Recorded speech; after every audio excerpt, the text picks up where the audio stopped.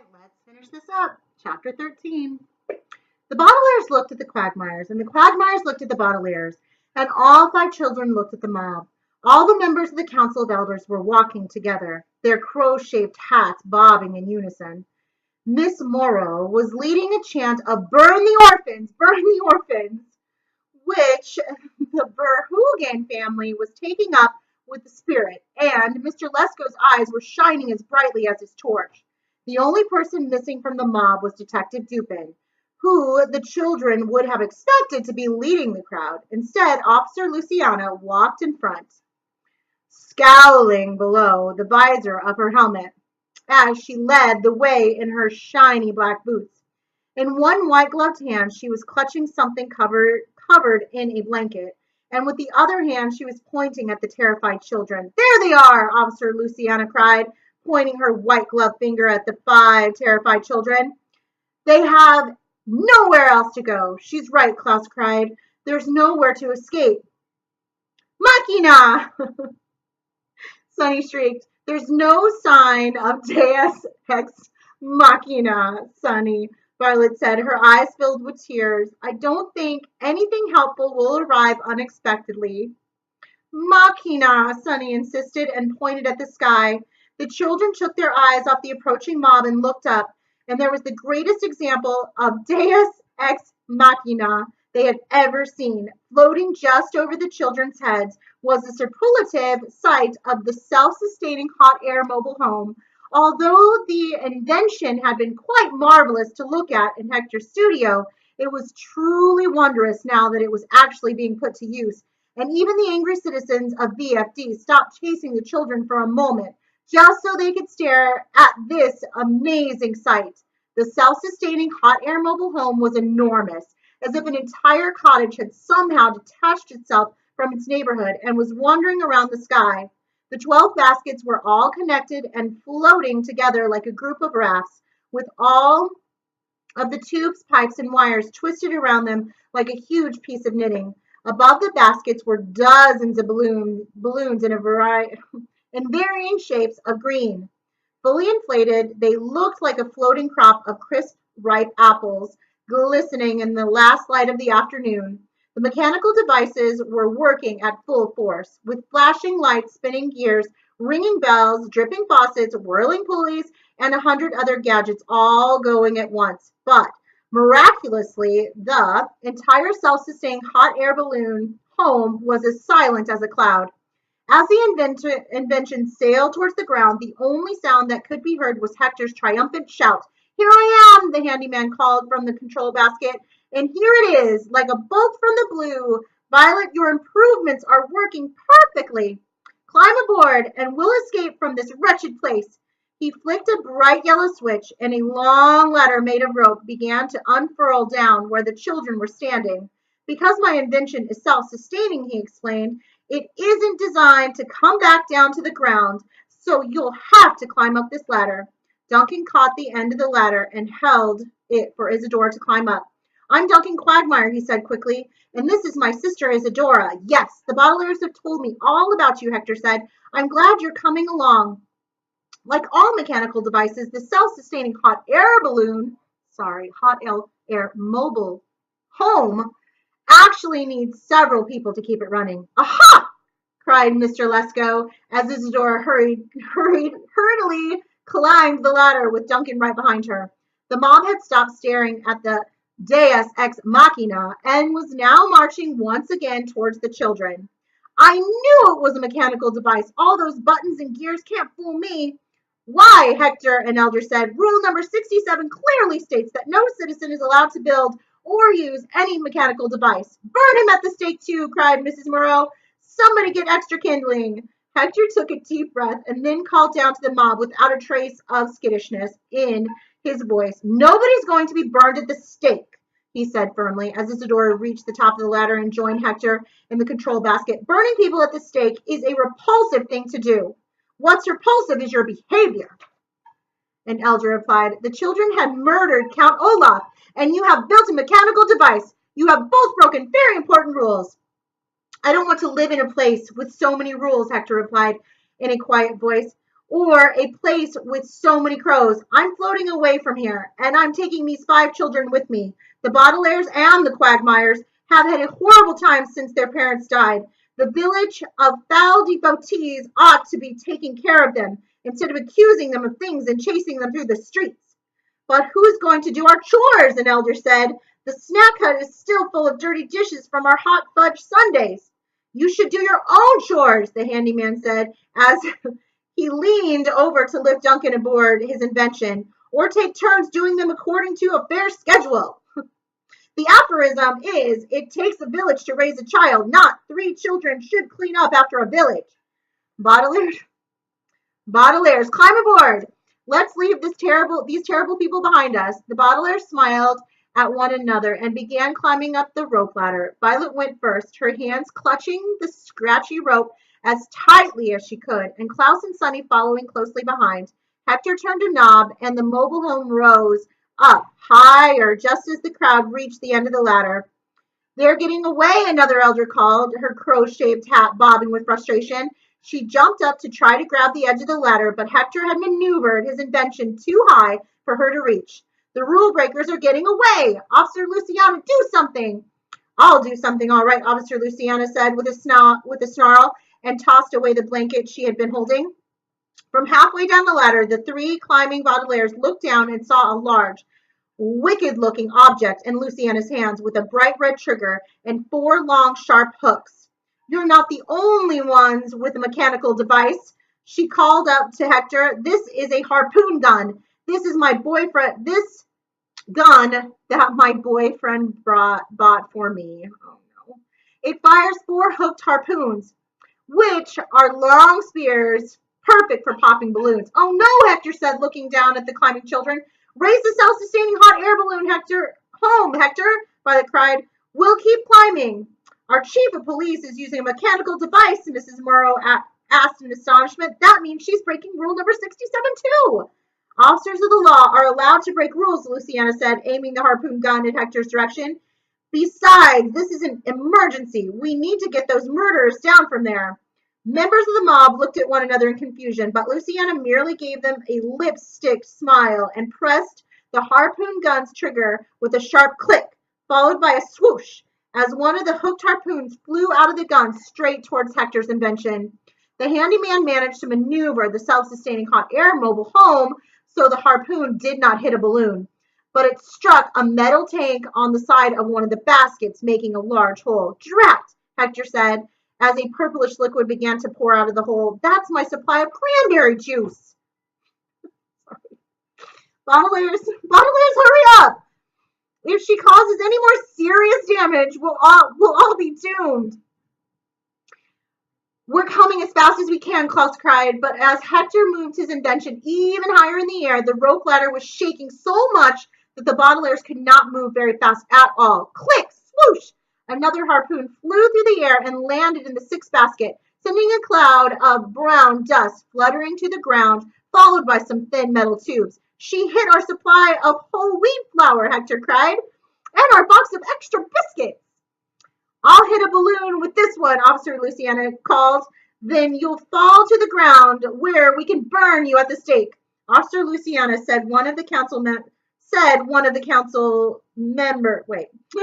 Officer Luciana, said one of the council of elders in the crowd, I don't think you should break the rules in order to capture people who are breaking the rules. It doesn't make sense. Hear, hear, called one of the townspeople from the opposite side of the crowd. Why don't you put down that harpoon gun and we'll walk over to town hall and have a council meeting? It's not cool, called out a voice, to have meetings. There was a rumble, as if another large potato had arrived, and the crowd parted to reveal Detective Dupin, riding through the mob on a motorcycle painted turquoise to match his blazer. Below his sunglasses was a grin of triumph, and his bare chest swelled with pride. Detective Dupin is using a mechanical device, too, an elder asked. We can't burn everyone at the stake. Dupin isn't a citizen, another member of the council pointed out, so he's not breaking rule number 67. But he's riding through a crowd of people, Mr. Lesko said, and he's not wearing a helmet.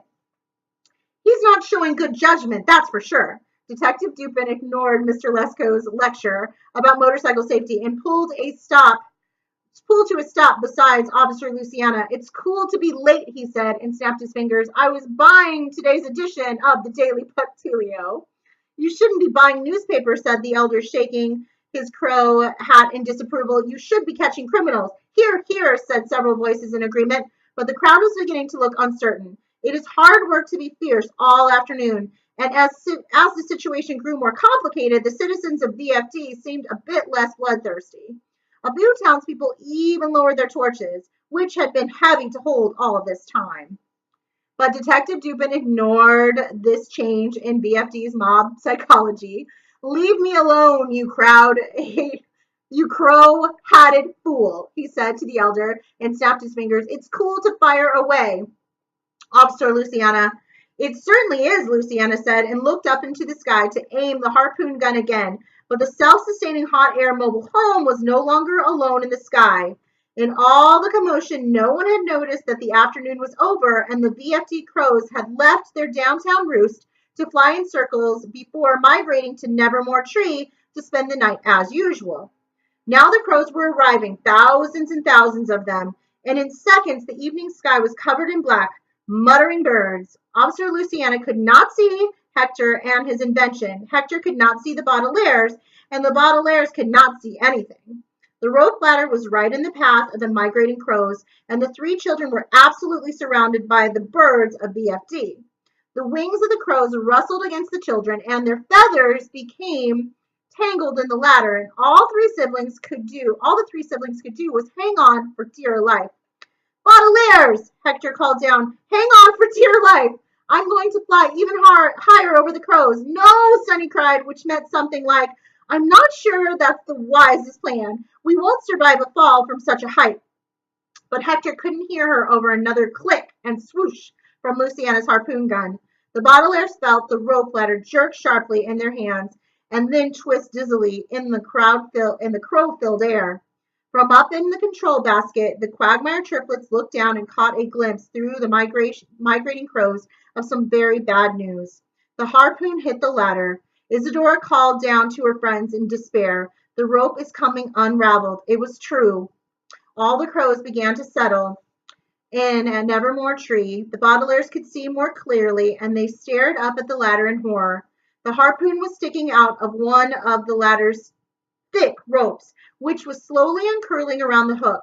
It reminded Violet of the time when she was much younger and had begged her mother to braid her hair so she could look like a famous inventor she had seen in a magazine. Despite her mother's best efforts, the braids had not held their shape and had come unraveled almost as soon as she had tied the ends with ribbons.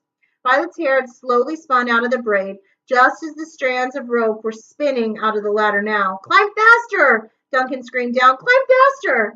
No, Violet said quietly, and then said it again so her siblings could hear her. More and more crows were taking their places in the tree, and Klaus and Sunny could see Violet's grim face as she looked down at them in despair. No! The eldest Baudelaire took another look at the unraveling rope and saw that they couldn't possibly climb into the basket of Hector's self-sustaining hot air mobile home. It was just as impossible as her mother ever braiding her hair again. No. We can't do it, she said. If we keep trying to climb up, we'll fall to our deaths. We have to climb down. But Klaus said. No, Violet said, and one tear rolled down her cheek. We won't make it, Klaus. Yoil, Sunny said. No, Violet said again, and looked at her siblings in the eye. The three Baudelaires shared a moment of frustration and despair that they could not follow their friends, and then, without another word, they began climbing down the unraveling ladder through the murder of crows still migrating to Nevermore Tree. When the Baudelaires climbed down 9 rungs, the rope unbraided completely and dropped the children onto the flat landscape, unhappy but unharmed. Hector, maneuver your invention back down, Isadora called. Her voice sounded a bit faint from so far away. Duncan and I can lean out of the basket and make a human ladder. There's still time to retrieve them. I can't, Hector said sadly, gazing down at the Baudelaires, who were standing up and untangling themselves from the fallen ladder as Detective Dupin began to stride towards them in his plastic shoes. It's not designed to return to the ground. There must be a way, Duncan cried, but the self-sustaining hot air balloon home only floated further away. We could try to climb Nevermore Tree, Klaus said, and jump into the control basket from the highest branches. Violet shook her head. The tree is already half covered in crows, she said, and Hector's invention is flying too high. She looked up in the sky and cupped her hands on her mouth so her voice could travel all the way up to her friends. We can't reach you now, she cried. We'll try to catch up with you later. Isadora's voice came back so faintly that the Baudelaires could scarcely hear it over the muttering of the crows, who were still settling themselves in Nevermore Tree. How can you catch up with us later? She cried in the middle of the air. I don't know, Violet admitted, but we'll find a way, I promise you. In the meantime, Duncan called back, take these. The Baudelaires could see the triplet holding his dark green notebook and Isadora holding hers over the side of the basket. This is all the information we have on Count Olaf's evil plan and the secret of VFD and Jack Snickett's murder. His voice was as trembly as it was faint, and the three siblings knew their friend was crying. It's the least we can do, he called. Take our notebooks, Baudelaires, Isadora called, and maybe someday we'll meet again. The Quagmire triplets dropped their notebooks out of the self-sustaining hot air balloon home and called out goodbye to the Baudelaires, but their farewell was drowned out by the sound of another click and another swoosh of Officer Luciana fired one last harpoon. After so much practice, I'm sorry to say her aim had improved, and the hook hit exactly what Luciana hoped it would. The sharp spear sailed through the air and hit not one, but both Quagmire notebooks. There was a loud ripping noise, and then the air was filled with sheets of paper tossing this way and that in the rustling wind made by the flying of the crows. The Quagmires yelled in frustration and called one last thing down to their friends, but Hector's invention had flown too high for the Baudelaires to hear it.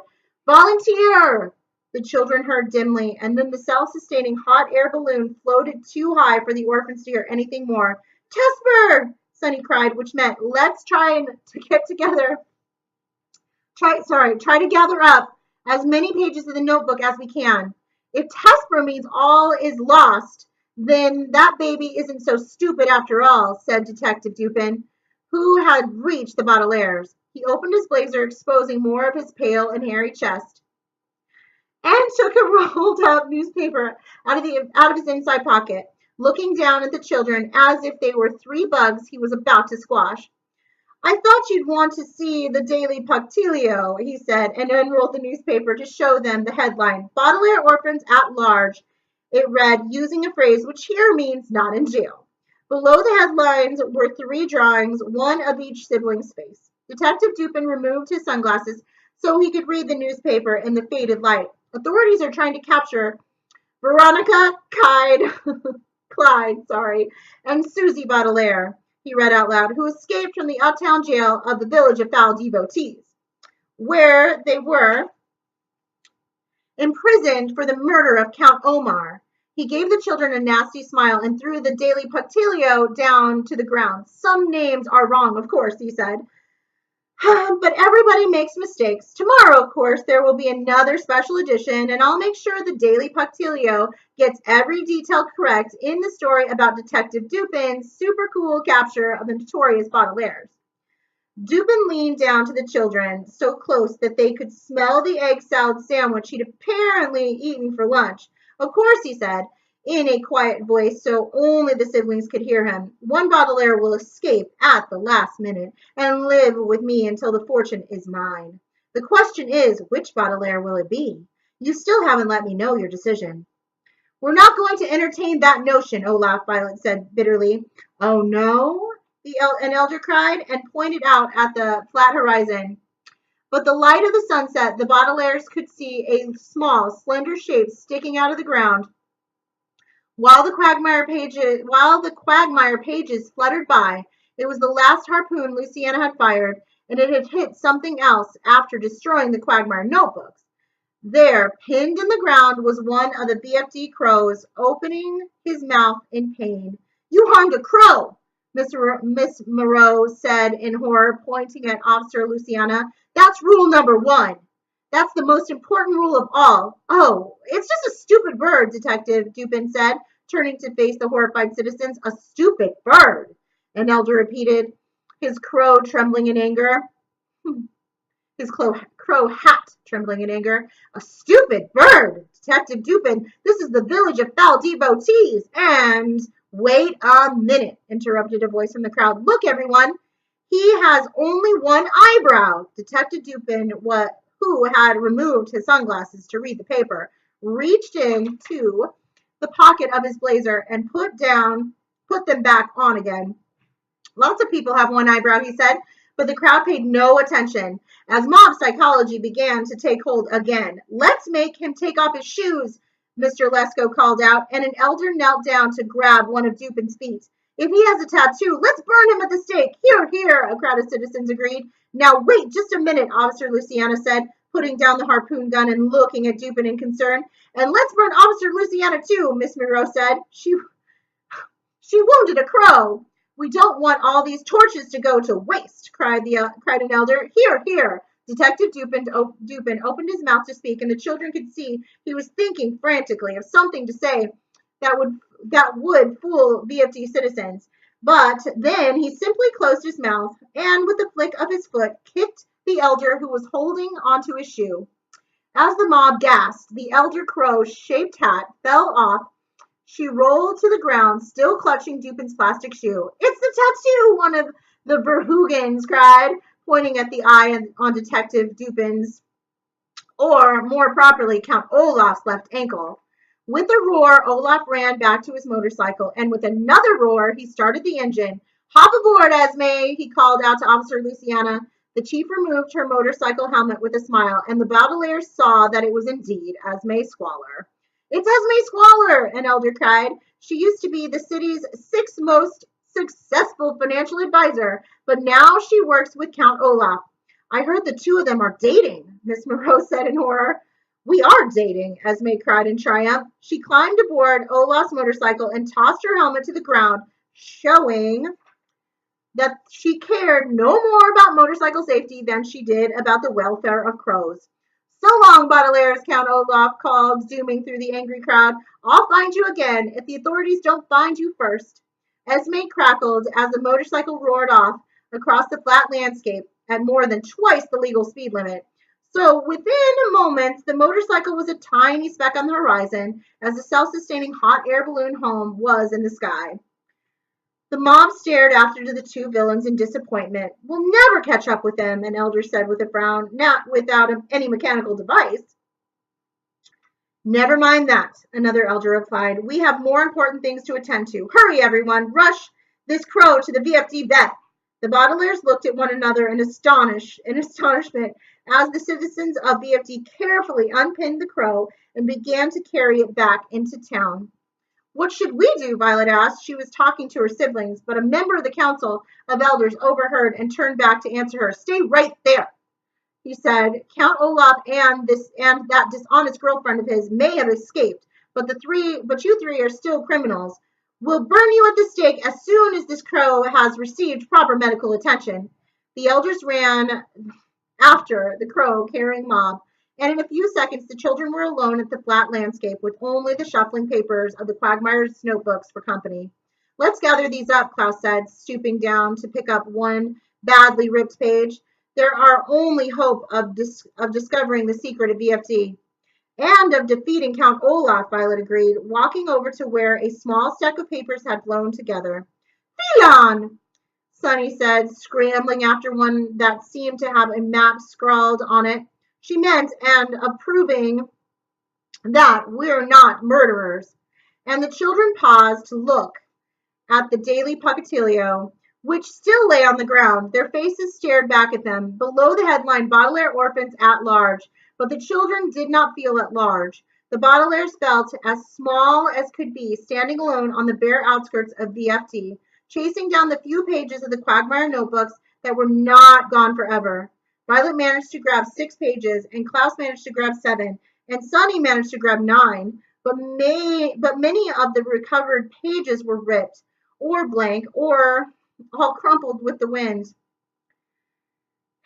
We'll study them later, Violet said, gathering the pages together and tying them in a bundle with her hair ribbon. In the meantime, we have to get out of here before the mob returns. But where will we go? Klaus asked. Burp, Sunny said, which meant anywhere as long as it's out of this town. Who will take care of us out there? Klaus said, looking out at the flat horizon. Nobody, Violet said. We'll have to take care of ourselves. We'll have to be self-sustaining.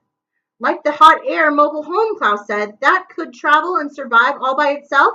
Like me, Sunny said, abruptly stood up.